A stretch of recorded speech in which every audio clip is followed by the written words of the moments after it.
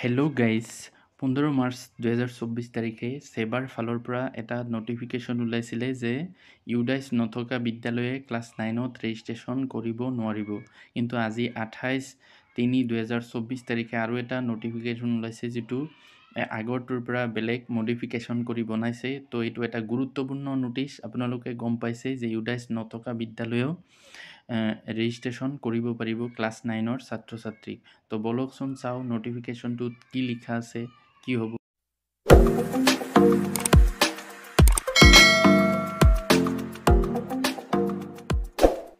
ন'টিফিকেশ্যনটো ওলাইছিলে board of secondary education Assam. ন'টিফিকেশ্যনটো 28 March 2024 তাৰিখে ওলাইছে। তাতে কি লিখা আছে বলক চাওঁ। It is for information of all concerned schools affiliated of Board of Secondary Education Assam SEBA that in regard to the online registration of class 9 students for the year 2024, following modifications addition are made in previous notification of this office bid number SEBA/EX/online/registration/01/2024/01 dated 15 March 2024. তো 15 March তাৰিখে ছেবাৰ ফালৰ পৰা এটা notification ওলাইছিলে। আপোনালোকে চাব, সেইটো মোৰ ভিডিঅ' হেৰিত আছে। তো তাতে যিখিনি ন'টিচ দিছিলে তাতে কিছুমান মডিফিকেশ্যন কৰিছে। তো কি মডিফিকেশ্যন কৰিছে বলক আমি চাওঁ।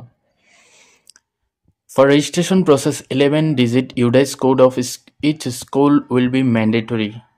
তো এইটো আগতে আছিল যে ৰেজিষ্ট্ৰেশ্যনৰ কাৰণে প্ৰত্যেক স্কুলৰ 11 অংকৰ UDICE থকাটো জৰুৰী, দৰকাৰী লাগিবই। However, if any school does not have the UDICE code, then the school will put applied for in the field of UDICE code in registration portal. তো এতিয়া কি হ'ব, যদি কোনো স্কুলৰ UDICE কোড নাই তেতিয়া তেওঁলোকে তাতে কি লিখিব, এপ্লাইড ফৰ এটা অপশ্যন থাকিব। তো সেইটো ৰেজিষ্ট্ৰেশ্যনত পৰ্টেলত গ'লে তাতে এপ্লাইড ফৰ বুলি লিখিব যিবিলাক স্কুলৰ UDICE কোড নাই। তাৰপিছত কি লিখিছে চাওক, দি schools which does not have the UDICE code must apply for the same before the appropriate authority immediately and update it in registration portal. তো যিবিলাক স্কুলৰ UDICE কোড নাই তেওঁলোকে UDICE কোডৰ কাৰণে সোনকালে এপ্লাই কৰিব কৈছে আৰু এইটো ৰেজিষ্ট্ৰেশ্যন পৰ্টেলত পিছত আপডেট দিব লাগিব। Before the registration process of next year, date is 2025, যাতে এই কামখিনি অৰ্থাৎ UDICE কোডটো 2025 ৰেজিষ্ট্ৰেশ্যন কৰাৰ আগতে তেওঁলোকে বনাই লয়। Further all schools having UDICE code must enrol their students in the UDICE portal.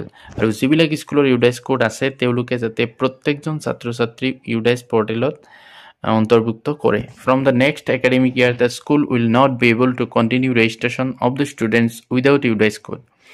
তো অহা বছৰৰ পৰা কি কৰিব যে যিবিলাক স্কুলৰ UDICE কোড নাই তেওঁলোকে ছাত্ৰ ছাত্ৰী ৰেজিষ্ট্ৰেশ্যন কৰাব নোৱাৰিব।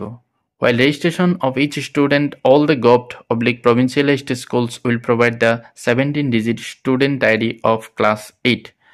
তো যিবিলাক চৰকাৰী বা চৰকাৰী প্ৰাদেশিকৃত স্কুল আছে প্ৰত্যেক স্কুলে কি কৰিব লাগিব, প্ৰত্যেকজন ছাত্ৰ ছাত্ৰীৰ যিটো ষ্টুডেণ্ট ID আছে 17 অংকৰ শিক্ষা সেতুত পায় সেইটো আপলোড দিব লাগিব। ইউজড ইন গুণোৎসৱৰ শিক্ষা সেতু, যেটো গুণোৎসৱত ব্যৱহাৰ কৰিছিলে বা শিক্ষা সেতুত আছে। If for any student the 17-digit student ID is not available, then school will put NA in the corresponding field in the registration portal. যদি কোনোবা ছাত্ৰ ছাত্ৰীৰ 17 অংকৰ আইডিটো নাথাকে তেন্তে সেই জেগাত NA বুলি লিখিব পাৰিব। It is learned that the 17-digit student ID is not available in private schools including non-provincialized schools. এটো জানিব পৰা গৈছে যে 17 অংকৰ এই ষ্টুডেণ্ট আইডিটো প্ৰাইভেট বিদ্যালয় বা যিবিলাক নন প্ৰভিঞ্চিয়েলাইজড স্কুল আছে অৰ্থাৎ ভেঞ্চাৰ স্কুল সেইবিলাকৰ ছাত্ৰ ছাত্ৰীৰ নাই। They have to put NA। গতিকে তেওঁলোকে কি বহাব তাতে, এই 17 অংকৰ ষ্টুডেণ্ট আইডিৰ জেগাত NA বহালি হ'ব, not available in the student ID field in the registration portal to proceed. Registration পৰ্টেলত য'ত ষ্টুডেণ্ট ID থাকে তাতে NA বুলি লিখিলেই হ'ব। All schools must collect the mark sheet, certificate, report card of class 8 while admitting the student in class 9 and will keep those in office record. প্ৰত্যেকখন বিদ্যালয়ে যেতিয়া class 9ত admission দিয়ে তেতিয়া ক্লাছ 8ৰ মাৰ্কশ্বিট, চাৰ্টিফিকেট, ৰিপৰ্ট কাৰ্ড এইবিলাক ল'বলৈ কৈছে আৰু এইবিলাক ৰেকৰ্ড কৰি ৰাখিব লাগিব। The actual dates of registration and detailed instruction will be shared in due course of time. ৰেজিষ্ট্ৰেশ্যনৰ যিটো সময়সীমা কেতিয়াৰ পৰা আৰম্ভ হ'ব কেতিয়ালৈকে চলিব এই সকলো তথ্য পিছত জনাই দিয়া হ'ব বুলি কৈছে য'ত secretary board of secondary education. তো এইখিনি আছিলে গুৰুত্বপূৰ্ণ ইনফৰমেশ্যন। এনেকুৱা ইনফৰমেশ্যন আৰু পাই থাকিবলৈ মোৰ চেনেলটো ছাবস্ক্ৰাইব কৰি থ'ব আৰু এটা লাইক কৰি দিব। Thank U.